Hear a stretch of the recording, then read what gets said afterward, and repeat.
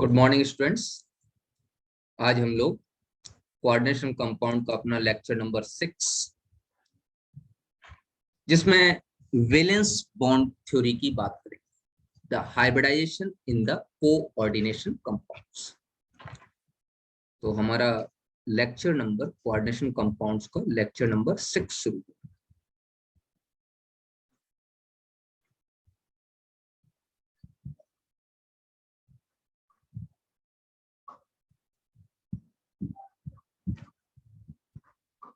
Coordination compounds lecture number 6, concept of VBT, valence bond theory. Hindi में कहते हैं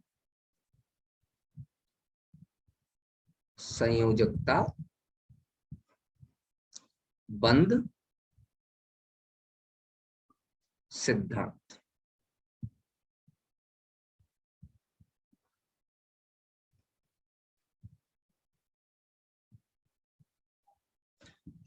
valence bond theory में जो आपको पढ़ना है, वैलेंस बॉन्ड थ्योरी, हाइब्रिडाइजेशन, संकरण, किस प्रकार से यौगिकों का, उपसह संयोजक यौगिकों का संकरण निकाल।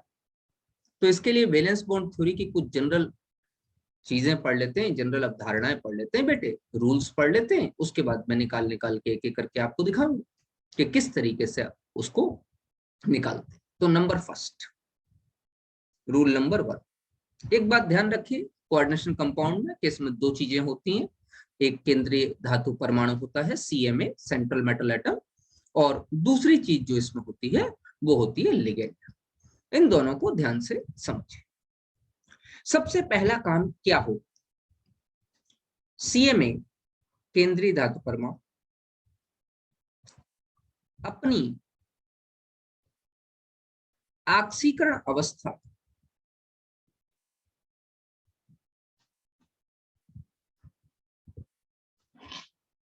ऑक्सीकरण अवस्था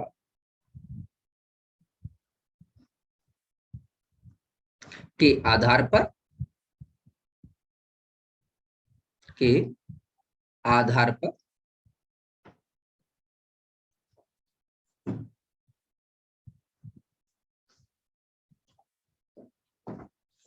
इलेक्ट्रॉन रिलीज करता है, इलेक्ट्रॉन दान करता है।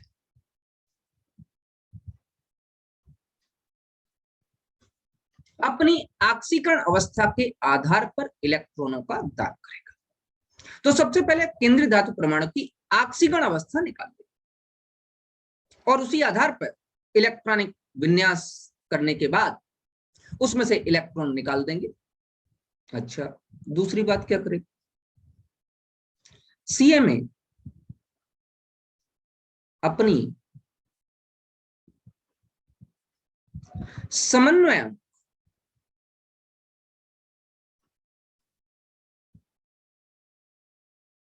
कोऑर्डिनेशन नंबर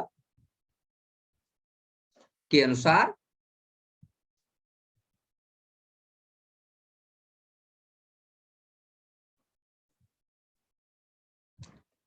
वेकेंट ऑर्बिटल्स,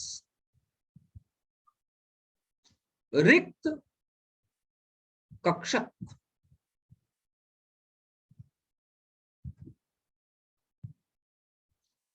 देगा या प्रदान करेगा।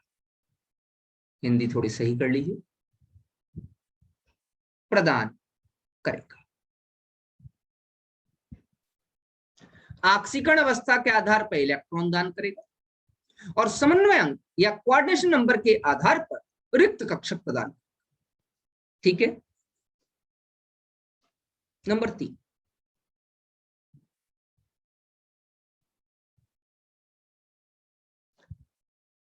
ये रिक्त कक्षक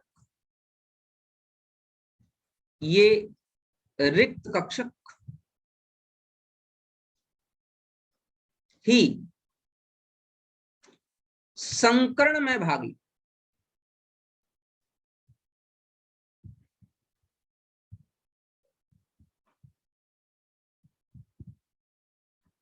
और केंद्रीय धातु परमाणु CMA तथा लिगेंड के मध्य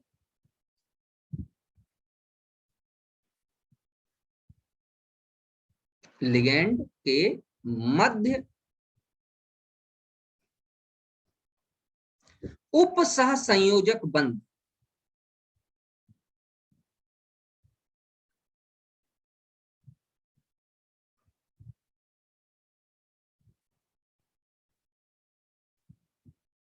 का निर्माण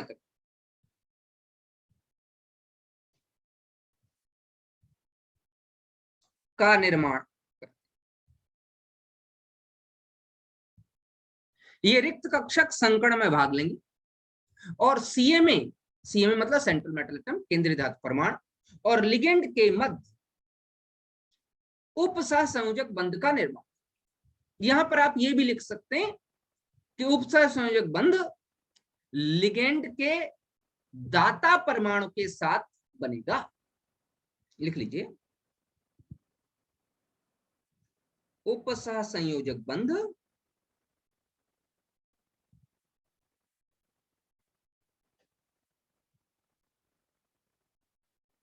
लिगेंड के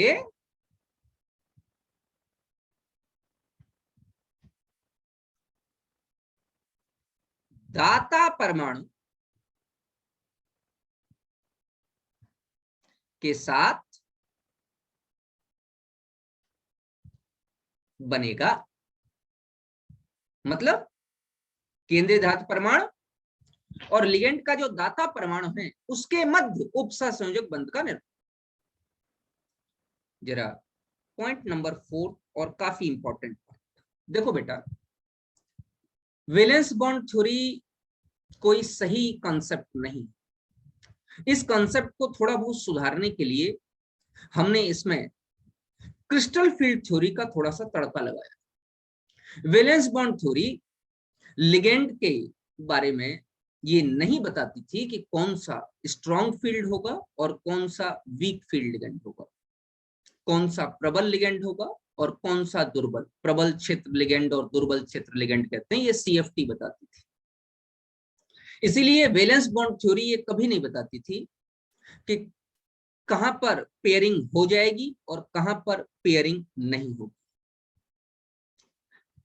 क्योंकि वैलेंस बॉन्ड थ्योरी इन सब के बारे में जानकारी नहीं देती थी, इसलिए वैलेंस बॉन्ड थ्योरी द्वारा मैग्नेटिक मोमेंटम और डाइपोल मूवमेंट इनकी भी जानकारी नहीं मिलती थी। तो हम लोगों ने वैलेंस बॉन्ड थ्योरी को थोड़ा सा सुधारा और आज जो वैलेंस बॉन्ड थ्योरी पढ़ रहे हैं वो मॉडर्न वैलेंस बॉन्ड थ्योरी है, जिसमें हम लोगों ने CFT से वीक फील्ड और स्ट्रॉन्ग फील्ड लिगेंड का कॉन्सेप्ट जो है निकाल लिया। तो इसके अंदर ऐड किया है ये कॉन्सेप्ट, जो 4th वाला मैं बता रहा हूं वो कॉन्सेप्ट इसके अंदर हम लोगों ने ऐड किया। तो लिखिए, SFL प्रबल क्षेत्र लिगेंड, प्रबल क्षेत्र लिगेंड,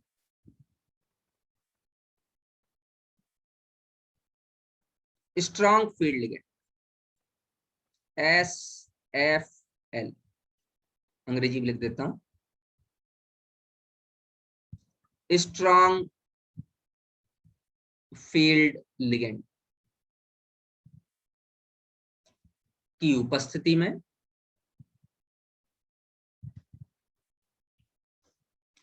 N-1d इलेक्ट्रॉन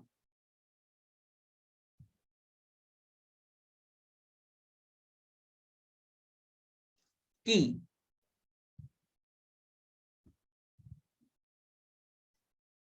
पेयरिंग हो जाती।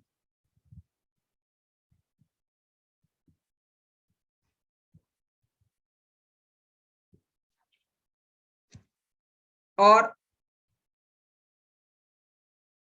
फिर संकरण होता है। ये इंपॉर्टेंट पॉइंट है। पहले पेयरिंग होगी फिर संकरण होगा, लेकिन पेयरिंग सिर्फ स्ट्रॉन्ग फील्ड लिगेंड की उपस्थिति में। पहले पेयरिंग होगी फिर संकरण, लेकिन पेयरिंग सिर्फ स्ट्रॉन्ग फील्ड लिगेंड की उपस्थिति में। अब बात यह है कि स्ट्रॉन्ग फील्ड लिगेंड की उपस्थिति में अगर पेयरिंग होगी तो स्ट्रॉन्ग फील्ड लिगेंड हम पहचानेंगे कैसे? देखो बेटा, उसके लिए मैं आपको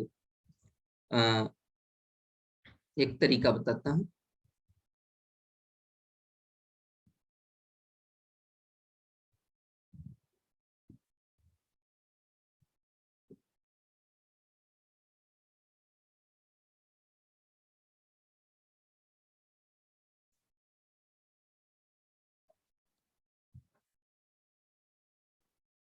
तो प्रबल क्षेत्र लिगेंड और दुर्बल क्षेत्र लिगेंड किस प्रकार पहचानेंगे, उसके लिए मैं आपको एक तरीका बता रहा हूं, ध्यान से देखिए।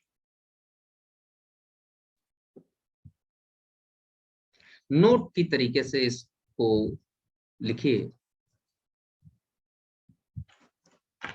नोट,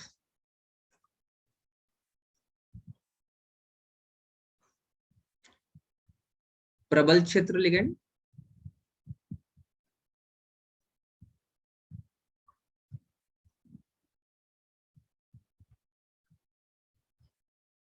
मतलब स्ट्रॉन्ग फील्ड लिगेंड SFL, तथा दुर्बल क्षेत्र लिगेंड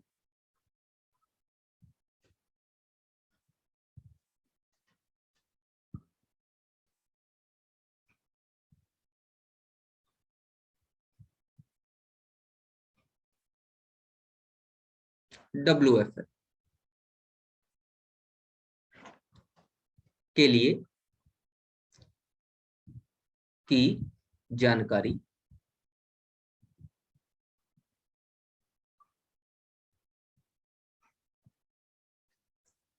स्पेक्ट्रोकेमिकल श्रेणी,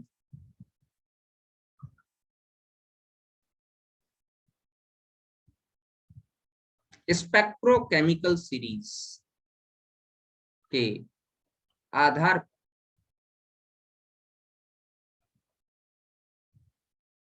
की जाती। अब स्पेक्ट्रोकेमिकल सीरीज याद करनी पड़ेगी आपको, जो क्रिस्टल फील्ड थ्योरी का भाग। लेकिन मैं आपको एक जुगाड़ बता रहा हूं जिससे आपको स्पेक्ट्रोकेमिकल श्रेणी याद नहीं करनी पड़ेगी। जुगाड़ देखिए, ये मेरी खुद की ट्रिक है। ये ट्रिक मैं आप लोगों को दिए दे रहा हूं, ध्यान से बेटे। जो लिगेंड में कार्बन डोनर होगा, जिस लिगेंड में कार्बन डोनर एटम होगा, कार्बन दाता परमाणु, वो सबसे प्रबल है। जिस लिगेंड में नाइट्रोजन दाता परमाणु होगा वो भी प्रबल होगा, लेकिन कार्बन से थोड़ा दूर। ठीक है। फिर जिस लिगेंड में ऑक्सीजन दाता परमाणु होगा, फिर जिस लिगेंड में हेलोजन एक्स डोनर हेलोजन दाता परमाणु, और फिर जिस लिगेंड में सल्फर दाता परमाणु। ये एक क्रम है, इसको याद कीजिए, जिससे पूरी श्रेणी नहीं याद करनी पड़ेगी आप। इसका मतलब कार्बन से नाइट्रोजन तक जब हम जाते हैं, मतलब कार्बन और नाइट्रोजन अगर किसी लिगेंड में दाता परमाणु का कार्य कर रहे हैं तो वो दोनों स्ट्रॉन्ग फील्ड लिगेंड का काम, जैसे अमोनिया, जैसे कार्बोनिल CO, इथाइलिन डाइअमीन, प्रबल क्षेत्र। एक्स दाता परमाणु होगा ClBrI, या सल्फर दाता परमाणु होगा SCN, थायोसाइनेटो, ये सब जो होंगे दुर्बल क्षेत्र ligand, weak field ligand, weak field ligand WFL, और ये SFL strong field ligand. Oxygen दोनों के बीच में माइल्ड स्ट्रेंथ, माइल्ड मतलब बीच, माइल्ड स्ट्रेंथ ऑक्सीजन। तो कार्बन अगर दाता परमाणु होगा, नाइट्रोजन अगर दाता परमाणु होगा तो वो प्रबल हो जाएंगे। अगर हेलोजन दाता परमाणु होगा, अगर सल्फर दाता परमाणु होगा तो वे दुर्बल हो जाए। और अगर ऑक्सीजन दाता परमाणु होगा तो वैसे तो नॉर्मली ऑक्सीजन को दुर्बल में ही लिखा जाता है, लेकिन कभी कभी बहुत रेयरेस्ट केसेस हैं जहां पर ऑक्सीजन डोनर लिगेंड प्रबल क्षेत्र का काम कर देता है। जैसे मैं कहूं जल, तो यदि कोबाल्ट 3 पॉजिटिव की अवस्था है तो जल प्रबल क्षेत्र लिगेंड का काम करता है, ऑक्सलेट भी प्रबल क्षेत्र लिगेंड का काम करता है। जल में भी ऑक्सीजन दाता परमाणु है, ऑक्सलेट में भी ऑक्सीजन दाता परमाणु। यह लिख सकते हैं, मैं जो है आप लोगों के लिए लिख देता हूं। कोबाल्ट 3 पॉजिटिव अवस्था में जल तथा ऑक्सलेट दोनों ही SFL का कार्य करते हैं।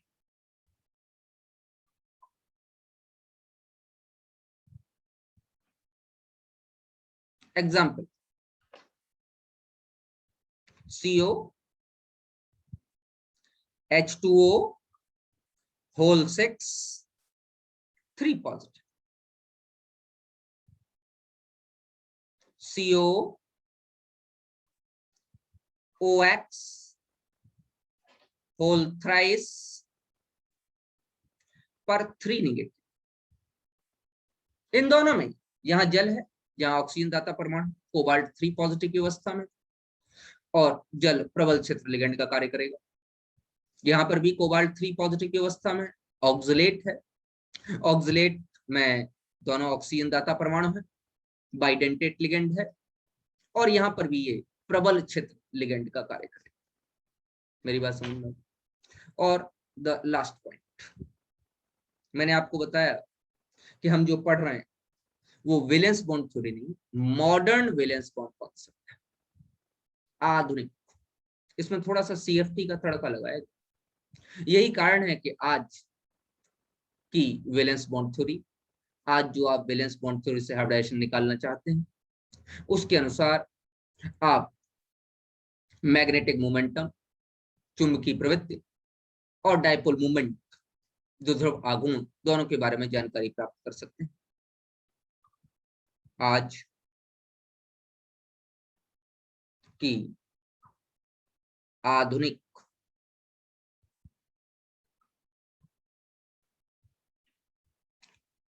VBT वैलेंस बॉन्ड थ्योरी द्वारा हम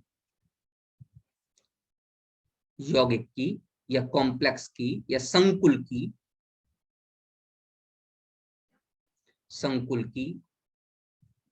चुंबकीय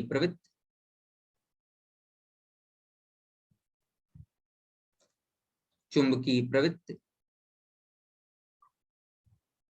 तथा द्विध्रुव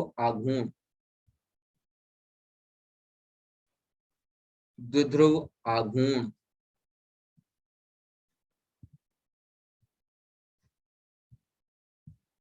दोनों की जानकारी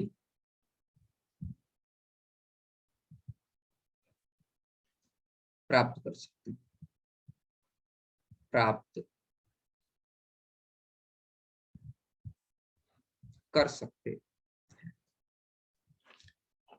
और बेटा थर्ड एक इंपॉर्टेंट पॉइंट देखिए, वैसे तो केमिकल बॉन्डिंग में ये चीज पढ़ाई गई है, फिर भी जरा ध्यान से देखिए। एक तरफ मैं कोऑर्डिनेशन नंबर लिख देता हूं, एक तरफ मैं हाइब्रिडाइजेशन लिख देता हूं,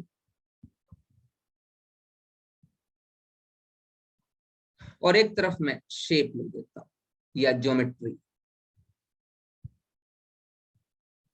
ये तैयार होना चाहिए।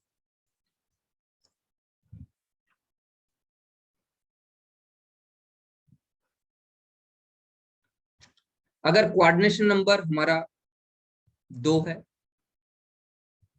तो हाइब्रिडाइजेशन SP आएगा, और जो शेप होगी वो लीनियर होगी, रेखीय। रेखी कहते हैं बेटा इस। अगर कोऑर्डिनेशन नंबर 3 है तो sp2 होगा। शेप त्रिकोणीय समतली, ट्रायंगुलर प्लेनर, त्रिकोणीय समतली।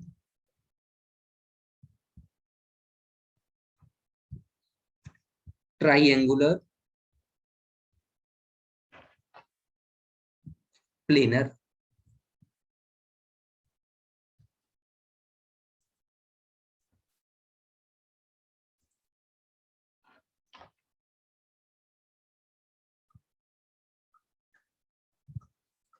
Triangular planar.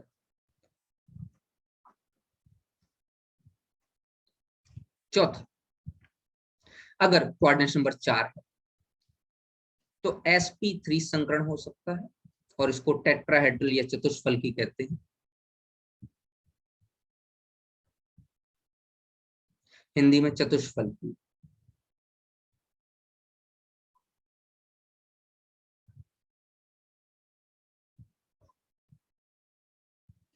चतुष्फलकी कहा जाता है।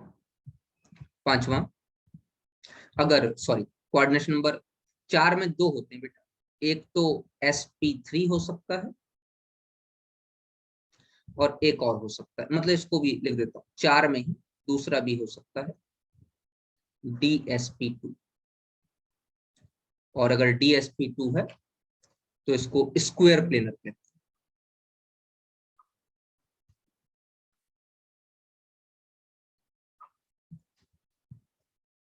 वर्गाकार समतली हिंदी में कह सकते, ठीक है ना, वर्गाकार, वर्ग समतली, वर्ग समतली,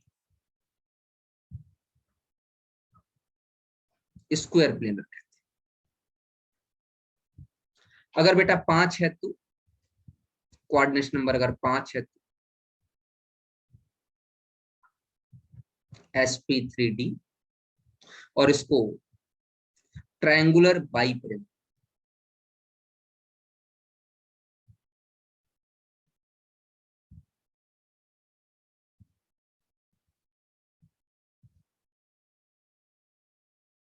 त्रिकोणीय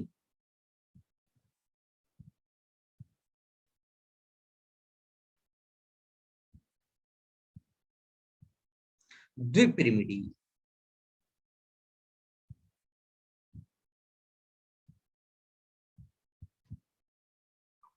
ज्यामिति करते हैं। और अगर बेटा कोऑर्डिनेशन नंबर 6 है तो दोबारा से 2 बन जाएंगे। एक बन जाएगा d2sp3 और एक बन जाएगा sp3d2। थोड़ा सा पेन चेंज करके लिखूंगा दोनों को ही, और थोड़ा सा आप ध्यान देंगे इसकी तरफ। बच्चों d2sp3 का मतलब है अंदर वाले d ऑर्बिटल इन्वॉल्व हुए हैं, और अगर अंदर वाले d ऑर्बिटल इन्वॉल्व हुए हैं तो ये इनर ऑर्बिटल कॉम्प्लेक्स है।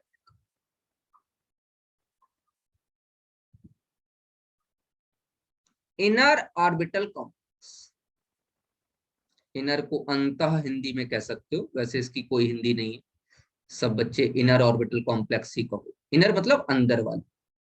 और sp3d2 है, इसका मतलब ये d बाहर वाला, तो अगर ये d बाहर वाला है तो इसे आउटर ऑर्बिटल कॉम्प्लेक्स।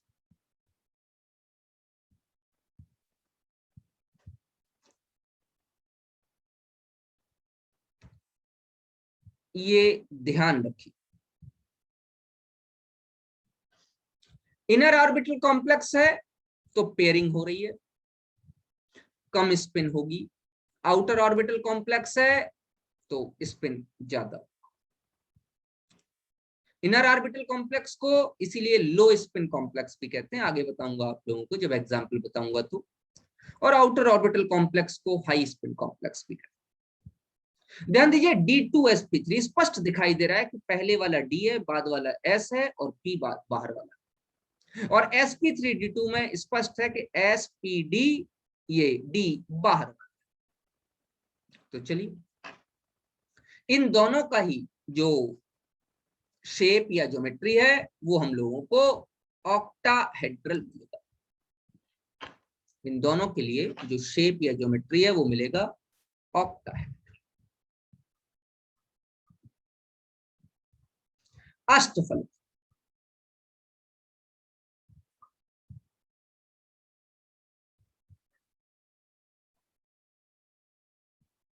अब बेटा हम एक एक करके इनके एग्जाम्पल्स देखेंगे।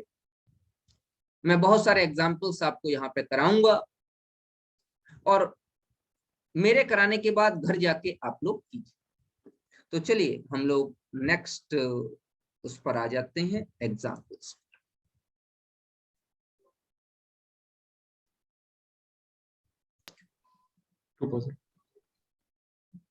निकल कितना होता है 28, मतलब 3d8 4s2, तो 3d8 बच जाएगा और 4s2 से 2 इलेक्ट्रॉन रिलीज हो जाएगा। 3d8 को क्या काम करेंगे हम बेटे, बना ले।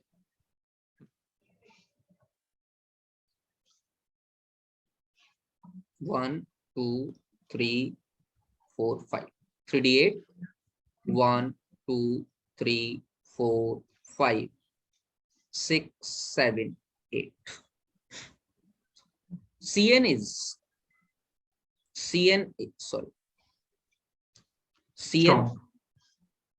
नहीं बेटा, कोऑर्डिनेशन नंबर इज 4। Cn यहाँ पे मैं कोऑर्डिनेशन की बात कर, coordination number is 4 and cyanide ligand is SFL. Thus, pairing will take place.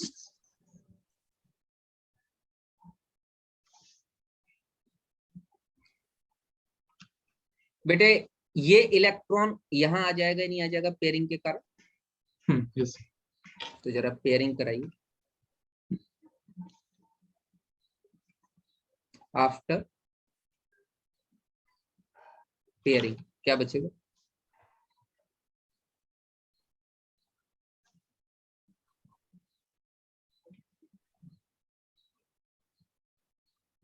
एक ऑर्बिटल खाली रहेगा।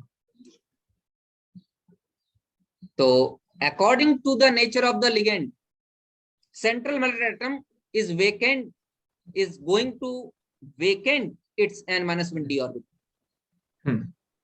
तो लिगेंड के नेचर पर डिपेंड कर रहा है कि वो ऑर्बिटल वेकेंट करेगा या नहीं करेगा। Now the orbitals will undergo hybridisation. यहां तक हाइब्रिडाइजेशन नहीं हुआ, पेयरिंग से पहले हाइब्रिडाइजेशन नहीं होगा, पहले पेयरिंग होगी फिर hybridisation. Now the coordination number of the complex is 4। तो कितने ऑर्बिटल्स चाहिए हाइब्रिडाइजेशन के लिए? 4। तो एक तो डी आ गया n-1d, एक आ जाएगा 4s और इसके आगे ही खाली है 4p। कोई प्रॉब्लम तो नहीं है? No sir. जितने जरूरत है वो ले लो भाई। ये 3d है, ये 4s है, ये 4p है। 4p। How many orbitals will undergo hybridisation? कितने ऑर्बिटल्स हाइब्रिडाइजेशन में आएंगे? 4। कोऑर्डिनेशन नंबर 4 है तो 4 आ जाएंगे। कौन कौन से 4 लोगे आप? These 4 बोलो बेटे। Yes sir. क्या मतलब हो गया कि 1,4p will left vacant as a pure p orbital. एक 4p प्योर p ऑर्बिटल की तरीके से लेफ्ट वेकेंट रहेगा और बाद बाकी क्या आ जाएंगे बेटे बताइए? बाद बाकी जो है, ठीक है तो कर लेते हैं भाई। कितना जो है कोऑर्डिनेशन नंबर है 4। तो एक साइनाइड एक इलेक्ट्रॉन पेयर डोनेट कर रहा है, तो यहां पर पहला साइनाइड अपना एक इलेक्ट्रॉन पेयर ऐसे डोनेट करेगा, दूसरा ये डोनेट करेगा, तीसरा ये डोनेट करेगा, चौथा ये डोनेट करेगा। मैंने बिल्कुल कलर चेंज करके बनाया, आपको कोई प्रॉब्लम नहीं होगी। तो हाइब्रिडाइजेशन अपने आप बताइए अब मुझे, हाइब्रिडाइजेशन कैसा हो? DSP2. Very good. DSP2 hybridisation है। ज्योमेट्री कैसी हो जाएगी? Square plane.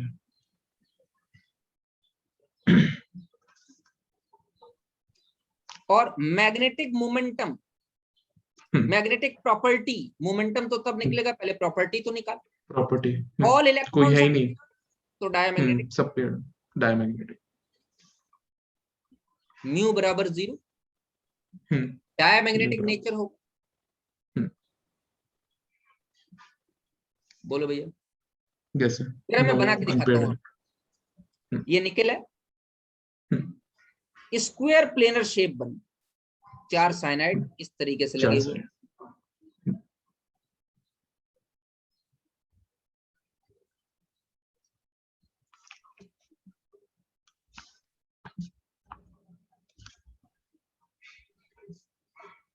और इस कॉम्प्लेक्स के ऊपर 2 नेगेटिव एसिड। क्लियर हो रही है? Yes, What sir. is the geometry of the complex?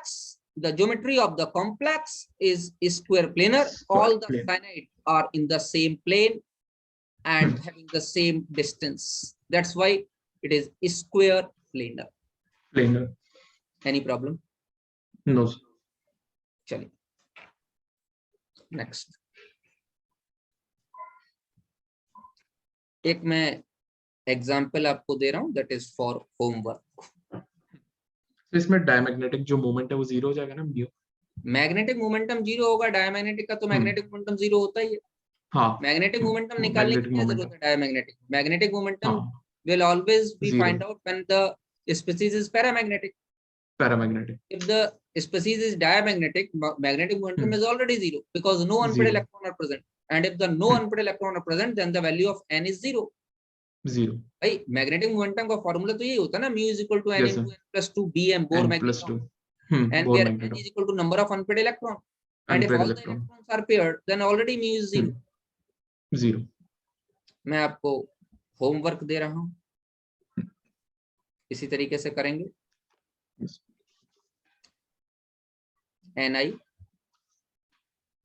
NS3 whole 4 2 positive,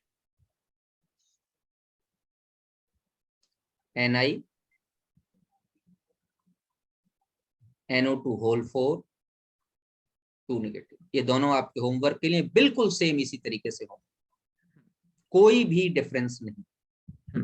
और सर ये जो इनर ऑर्बिटल कॉम्प्लेक्स और आउटर ऑर्बिटल कॉम्प्लेक्स है वो कोऑर्डिनेशन नंबर 6 में आएगा। अच्छा, कोऑर्डिनेशन नंबर 4 का कॉन्सेप्ट नहीं है। अच्छा, ऊपर देखो ध्यान से, ऑक्टाहेड्रल का कॉन्सेप्ट है। अच्छा, That is not the concept of coordination number 4. 4. That is the concept of coordination number 6. 6. चलिए एक और एग्जांपल की बात करते हैं।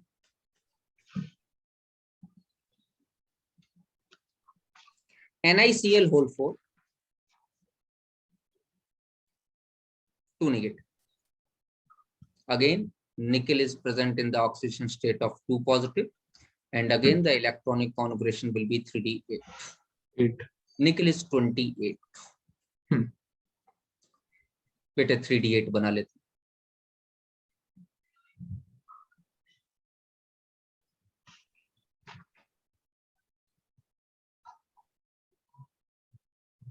फाइव 6 7 8 और यहां लिखो Cl ion is weak field ligand, thus no possibility of pairing of electron। अगर कोई पॉसिबिलिटी पेयरिंग ऑफ इलेक्ट्रॉन के अवेलेबल नहीं है तो इसका मतलब ये है कि n-1d का कोई भी ऑर्बिटल अब खाली होने वाला नहीं। लिगेंड इलेक्ट्रॉन पेयर डोनेट कर रहा है, इसलिए उसको पूरा एक खाली ऑर्बिटल चाहिए। चलिए भैया आगे की बात करते हैं। पहली बात तो पहला नो पेयरिंग। पहली बात ये समझ में आ जानी चाहिए। तो मैं डायरेक्ट यही बना देता, लेकिन फिर भी मैंने आपको एक बार समझा दिया। बढ़ाइए आगे। ये तो जैसा का तैसा बना रहे, कोई पेयरिंग होने वाली है नहीं।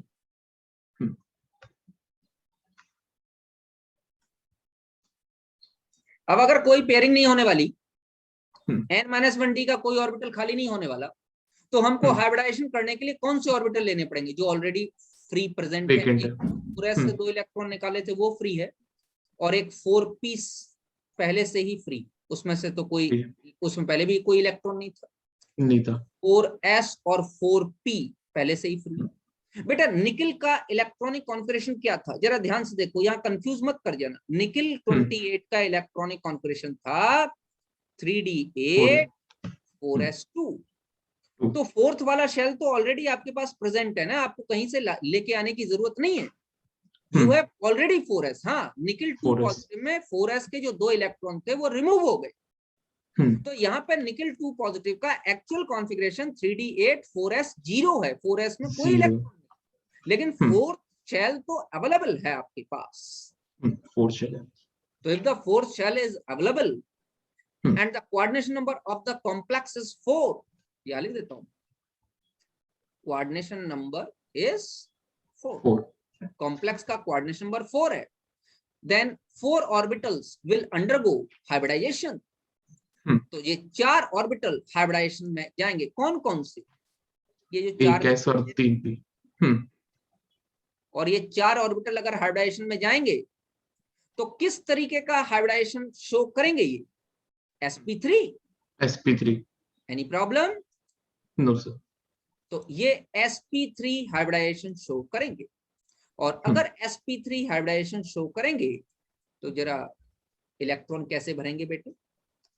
एक क्लोरीन एक इलेक्ट्रॉन पेयर इसको देगा, दूसरा क्लोरीन दूसरा इलेक्ट्रॉन पेयर इसको देगा, तीसरा इसको देगा, चौथा इसको दे। तो बेटा हाइब्रिडाइजेशन विल बी sp3। बेटे geometry will be tetrahedral. It will be paramagnetic in nature.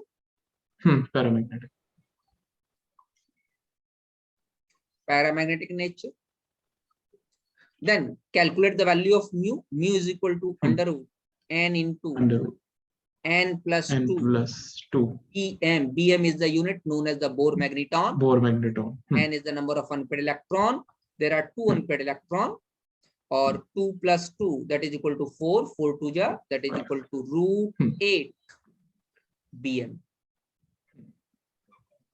अब अगर आपको रूट 8 की वैल्यू नहीं याद है तो मुझे कोई प्रॉब्लम नहीं है, आप एक काम करो, जितना भी रूट में आया उसमें एक प्लस करो। 8 में एक प्लस करो, कितना आता है?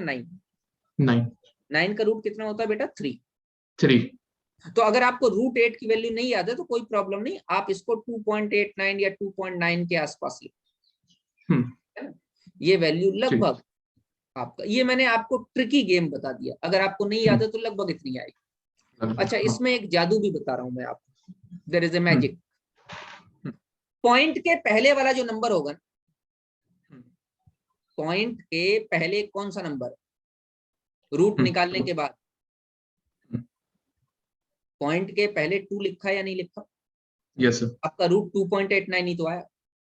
तो पॉइंट के पहले वाला जो नंबर होगा that will be number of unpaired electron always.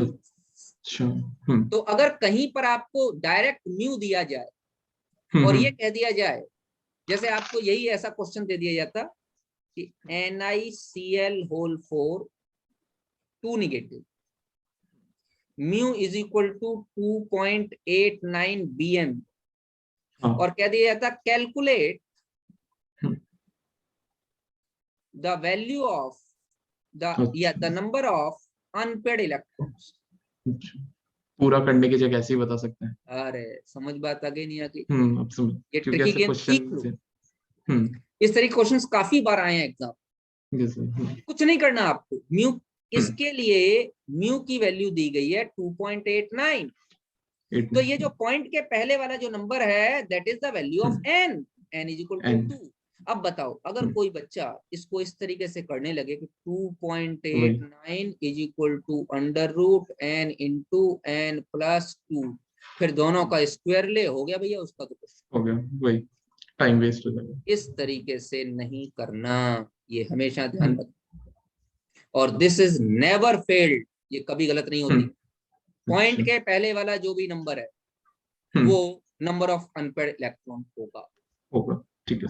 That is a very important concept, और इस कॉन्सेप्ट से आप आसानी से जो है क्वेश्चंस लगा सकते कर सकते।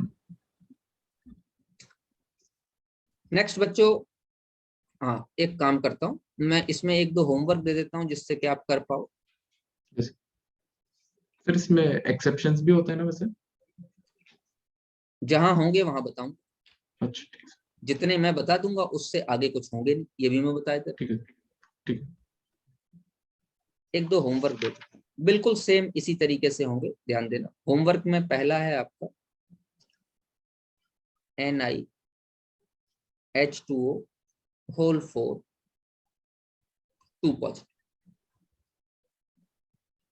होमवर्क में दूसरा है आपका, बिल्कुल मतलब कोई चेंज करना ही नहीं, ये मैं बता देता हूं, NiSCN whole 4 2 negative. Clear? Yes ये दोनों होमवर्क है, और ये जो भी होमवर्क है ये आपको जो है करेंगे घर पे बैठ के। If you find any problem regarding this homework आप मुझे कांटेक्ट कीजिए। नेक्स्ट, नाउ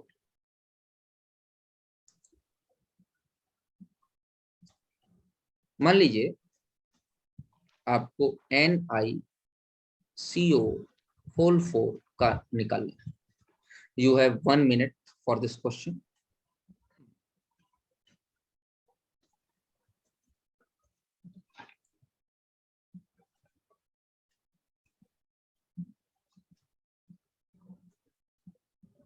आप स्क्रीन पॉज करके भी निकाल सकते हैं। चलिए मैं निकालना सिखाता हूँ आपको। NiCO होल 4 एक न्यूट्रल लिगेंड है। न्यूट्रल लिगेंड, CO एक न्यूट्रल लिगेंड है, कॉम्प्लेक्स न्यूट्रल हो गया बेटा। Oxidation state 0। You can pause the screen and you can calculate it. मैं आपको समझा दे रहा हूँ कैसे निकालेंगे। निकल 28, लास्ट इज 3D8 4s2, और यहाँ पर हम 1 2 3 4 5 1 2 3 4 5 6 7 8 and 4s2, 2 electrons in 4s2। Fourth वाला तो पूरा ही खाली है, 4s ही भरा हुआ, 4p खाली है, 4d खाली है, कोई कमी नहीं है आपके पास।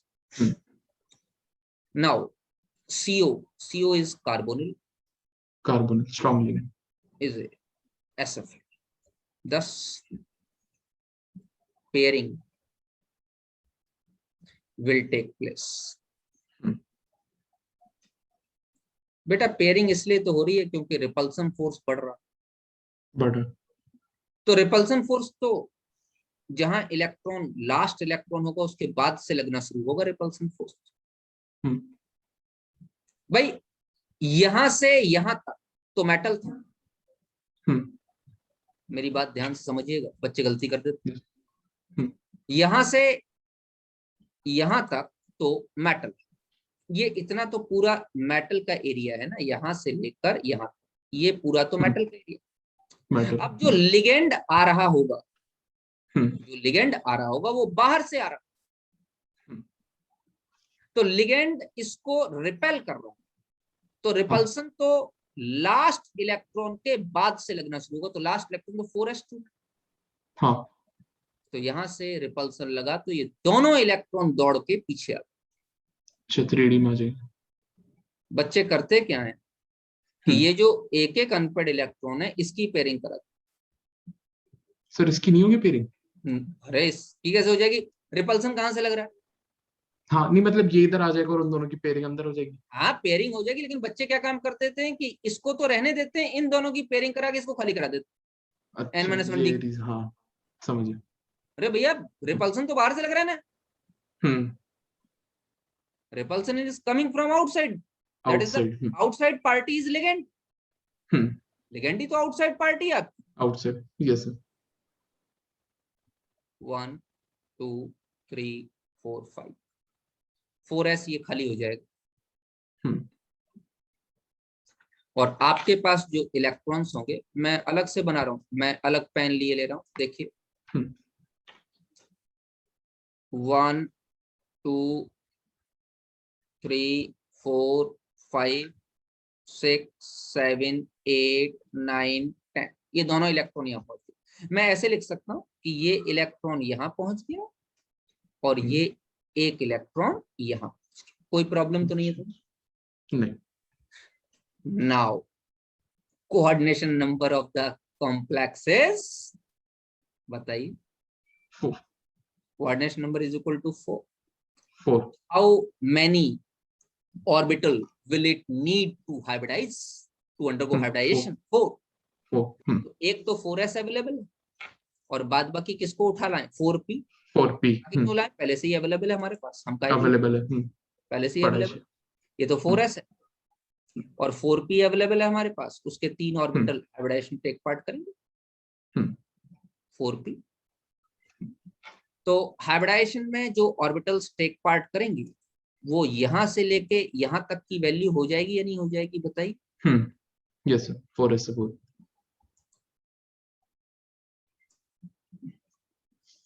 These orbital will undergo hybridization. And if these orbitals will undergo hybridization,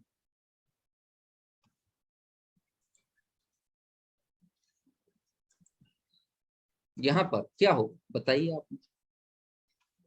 इधर वो CO अपना लोन पेयर दे देगा इन चारों में। How many? 4 4 electron 4 pair. अपने आप बताइए हाइब्रिडाइजेशन क्या हो जाएगा? sp3 शेप क्या हो जाएगी? वो tetrahedral. Tetra. And all electrons are paired. Paired 0 हो जाएगा मतलब डायमैग्नेटिक। Diamagnetic nature. हम्म। यही चीज VBT को नहीं मालूम थी। VBT इसका एक्सप्लेनेशन नहीं दे सकती कि why some ligands are creating the pairing but other are not, or why some ligands are SFL and some ligands are WFL.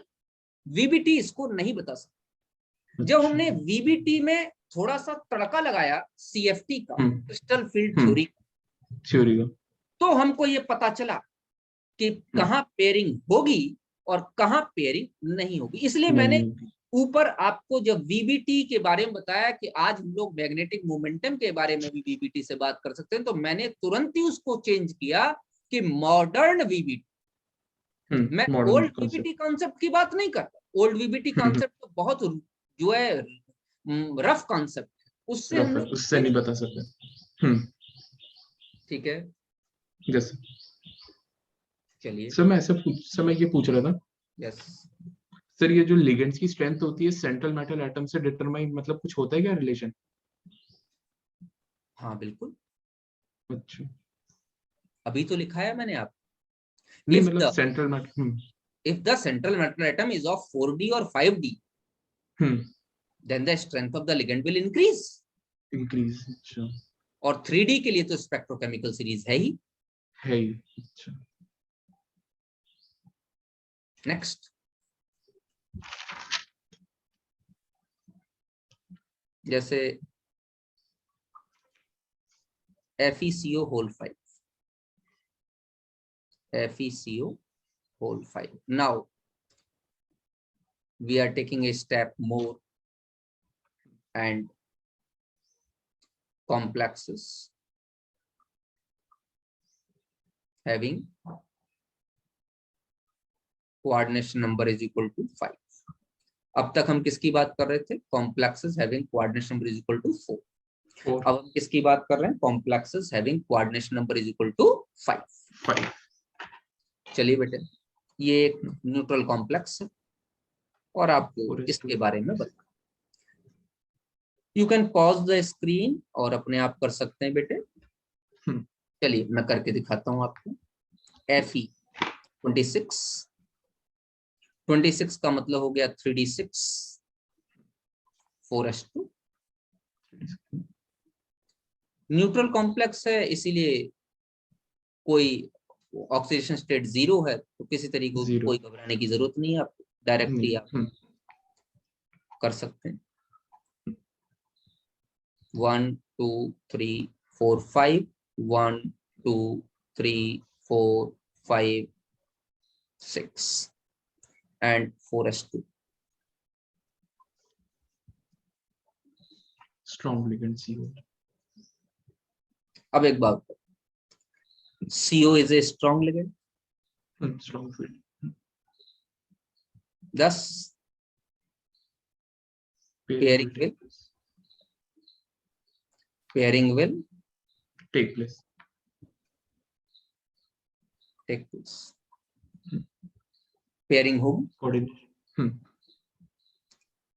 अब ये मैंने आपको भी बताया, बाहर की तरफ से लिगेंड इसको रिपेल करेगा, तो रिपेल तब तक करेगा जब तक ये अंदर तक ना आ जाए। तो ये जो दोनों इलेक्ट्रॉन है ये अंदर आ जाएंगे और बाहर वाले इन दोनों इलेक्ट्रॉन की पेयरिंग।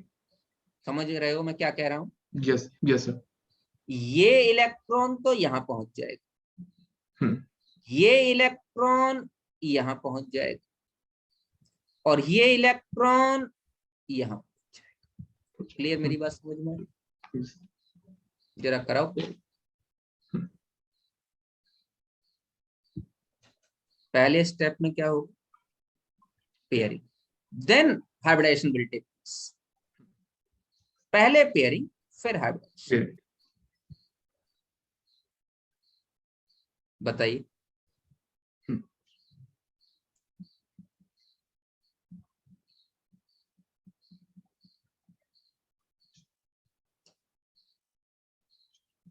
पांच और एक 6 और 2 8, 1 2 3 4 5 6, ये यहाँ पहुंच गए और ये यहाँ पे एक रह जाएगा, एक फ्री रह जाए। बोलो भैया। Yes now after pairing hybridisation will take place. तो भैया एक तो 4s ये 3D बचा हुआ, बोलो बेटा। 4s एक ये क्या बचा हुआ है? 4s। 4s और हम 4p पहले तो कोऑर्डिनेशन नंबर निकाल लेते हैं, फिर ही तो खाली करने पड़ेंगे। Coordination number is equal to 5। तो 5 5 हमको चाहिए, तो एक n-1 से ले लो, एक 4s से ले लो, और 3 किस, और ये ले लो किससे? 4p 4p 3 ले लो 4p। p से इतने ही तो चाहिए। 5 तो इतने ऑर्बिटल्स किस में काम करेंगे बेटे? ये इसमें central metal atom. Central metal atom की तरीके में हाइब्रिडाइजेशन में काम करेंगे बेटे। ये इतने किस में काम करेंगे? हाइब्रिडाइजेशन में। हाइब्रिडाइजेशन। तो ये ऑर्बिटल्स हाइब्रिडाइज कर जाएंगे। दीजिए बच्चों इलेक्ट्रॉन इसको।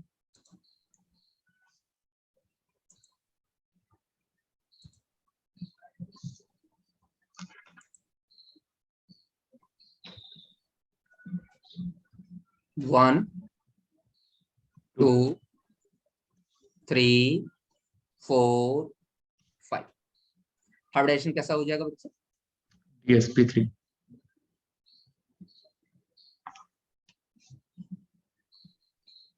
बोलो, any problem?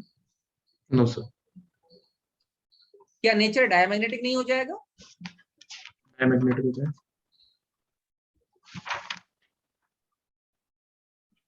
The nature will be diamagnetic. और ट्राइगोनल पिरामिड। अच्छा, ज्योमेट्री।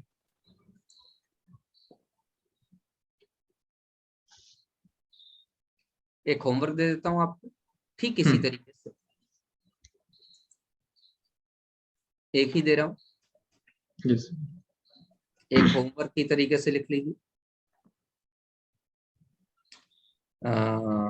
मैं निकल का कोई कॉम्प्लेक्स दे देता हूँ, NiCN होल 5,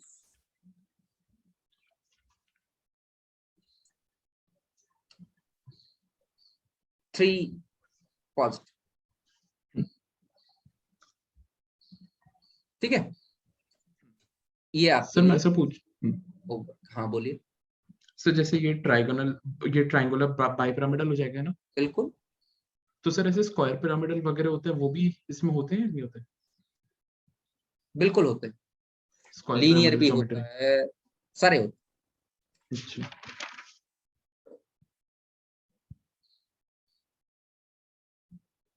नेक्स्ट,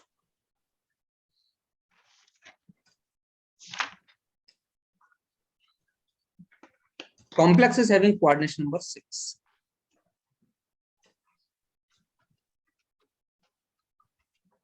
Complexes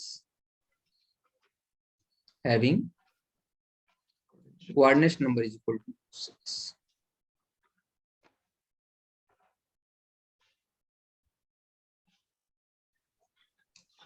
दोनों एग्जाम्पल बताता हूँ। पहला एग्जाम्पल K4 एफिशिएंट 6,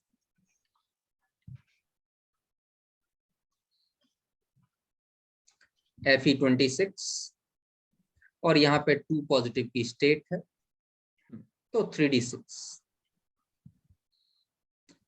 3d6 इस तरीके से आप बना सकते हो।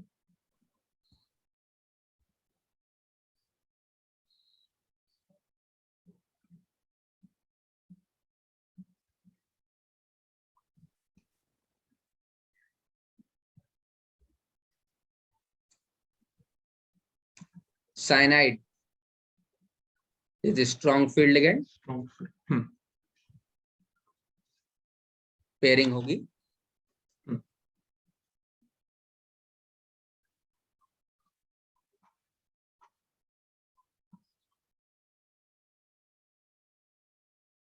कराइए पेयरिंग।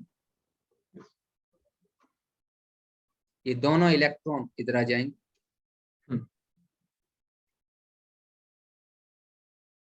दो इलेक्ट्रॉन फ्री हो गए, दो ऑर्बिटल फ्री हो गए, और अब हमारे पास coordination number of the complex is 6। तो दो ये फ्री हो गए, एक S वाला ले लो, 3 P वाले ले लो। 3p वाले। तो 1 2 3 4 5 6 कैसा हो जाएगा? ये D2sp3। D2sp3। कौन सा D इन्वॉल्व हुआ? N-1 D इन्वॉल्व हुआ। That's why it is inner orbital complex. अच्छा अगर 4d इन्वॉल्व होता तो? आउटर ऑर्बिटल, अच्छा और इट इज इसलिए डायगोनल। बस ये 3d और 4d के इन्वॉल्वमेंट से ही नाम हो गया इनका। अच्छा अगर आप एक बार हाइब्रिडाइजेशन सीख गए, then you can easily calculate the hybridization, उसमें कहीं कोई प्रॉब्लम। एक एग्जांपल देखिए, एग्जांपल नंबर 2, Fe F6 पर 3 नेगेटिव।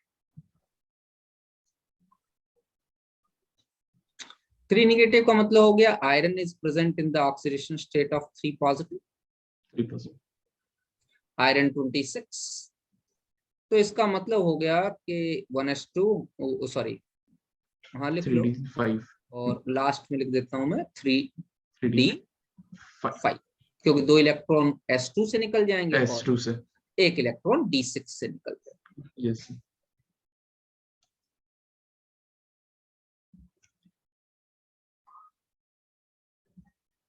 1 2 3 4 5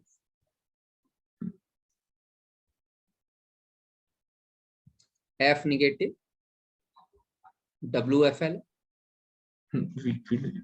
no pairing. समझ में आ रहा? Yes sir. कोई पेयरिंग नहीं होगी। नहीं कोऑर्डिनेशन नंबर इज 6। 6 तो we need 6 orbitals to hybridize. ले लीजिए, पेयरिंग तो होनी नहीं।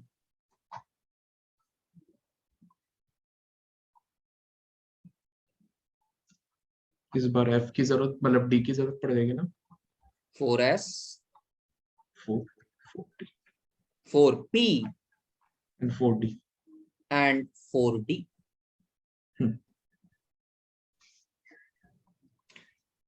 थोड़ा सा हाइलाइटर ले लेता हूं जिससे कि आपको Yes. ज्यादा अच्छा समझ में आएगा, क्योंकि सारे डी की जरूरत नहीं पड़ेगी, सिर्फ Coordination इतने of डी की जरूरत पड़ेगी।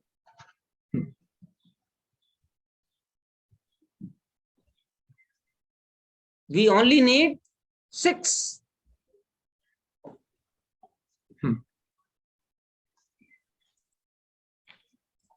चलिए भैया बनाइए। 1 2 3 4 5 6। कैसा हो गया बेटा?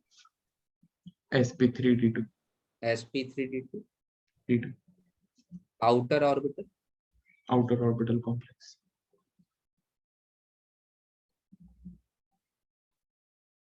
Complex, paramagnetic, paramagnetic. और क्या इसमें स्पिन दिखाई देगी? बिल्कुल दिखाई देगी। अनपेड इलेक्ट्रॉन अवेलेबल है, तो इस आउटर ऑर्बिटल कॉम्प्लेक्स को हम लोग हाई स्पिन कॉम्प्लेक्स भी कहते हैं।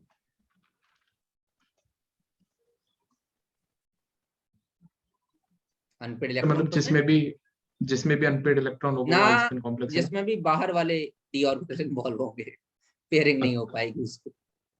जैसे इसको इनर ऑर्बिटल कॉम्प्लेक्स है, इसको क्या कहेंगे? लो स्पिन कॉम्प्लेक्स। लो स्पिन कॉम्प्लेक्स।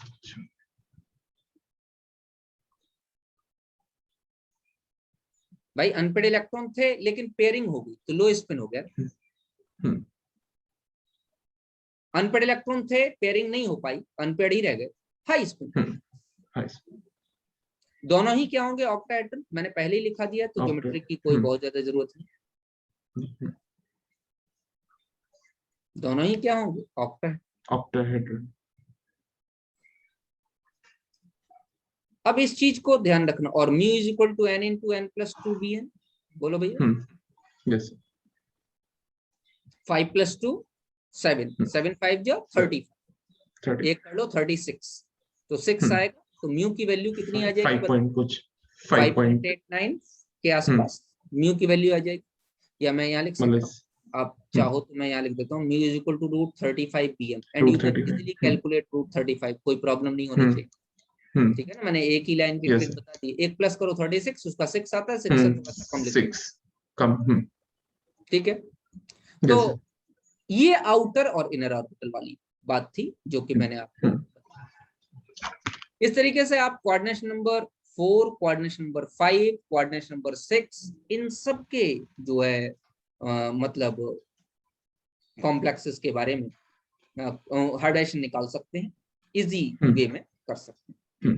एक एग्जांपल दे रहा हूँ, वो करके आइएगा। सिर्फ एक ही दे रहा हूँ, इसलिए आप आराम से करके आएंगे।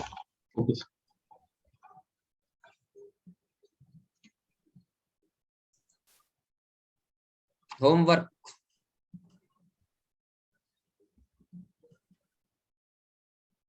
सर एक चीज NiNS3 होल 6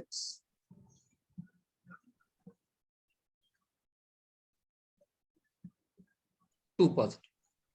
हाँ बताइए सर, ये अपन ने हाई स्पिन कॉम्प्लेक्स की अभी क्यों बात करी? मतलब पहले अनपेड इलेक्ट्रॉन थे, जब क्यों नहीं कर रहे थे? पहले क्या हाइब्रिडाइजेशन हो रहा था? नहीं, मतलब पुराने केसेस में अपन जब अनपेड इलेक्ट्रॉन आ रहे थे। हाँ, तो यहाँ पर जो है इनर और आउटर ऑर्बिटल आ रहे हैं, उसमें तो इनर और आउटर ऑर्बिटल आ नहीं रहे। अच्छा, मतलब 4D जो है वो आउटर ऑर्बिटल होगा। क्यों? आउटर ऑर्बिटल तो है ही भाई। इसमें 3D भी अवेलेबल हो सकता है, 4D भी अवेलेबल हो सकता है। ऐसा आपको ऊपर कहाँ मिल रहा था? तो हर एक हाइब्रिडाइजेशन में अलग अलग ज्योमेट्री, अलग अलग शेप, अलग अलग वो मिलेगा। तो ये आपको ध्यान रखना पड़ेगा कि किस में क्या दो। ठीक है भैया। यस। ये मैंने आपको हाइब्रिडाइजेशन थ्योरी या वैलेंस बॉन्ड थ्योरी आज आपको पढ़ाई। इसके बारे में थोड़ी बहुत बात बेटा एक और क्लास, नेक्स्ट क्लास में डिस्कस करूंगा, जिसमें आपको कुछ एक्सेप्शंस, कुछ इंटरेस्टिंग फैक्ट्स इसके बारे में और बताऊंगा। मॉडर्न CFT को देखते हुए हम लोगों ने बहुत सारे चेंजेस VBT में किए, और VBT में अब उतनी गलतियां नहीं रह गई जितनी पहले थी। तो थोड़ा सा हमने मॉडर्नाइजेशन VBT में किया है। कहाँ कहाँ हमको करना पड़ा, उसमें क्या क्या चीजें, किस किस सावधानी से हमको उसको अप्लाई करना पड़ा। तो इसके कुछ एक्सेप्शंस, कुछ इंपॉर्टेंट कॉम्प्लेक्सेस के बारे में नेक्स्ट क्लास में स्टडी करें। ठीक है। ओके।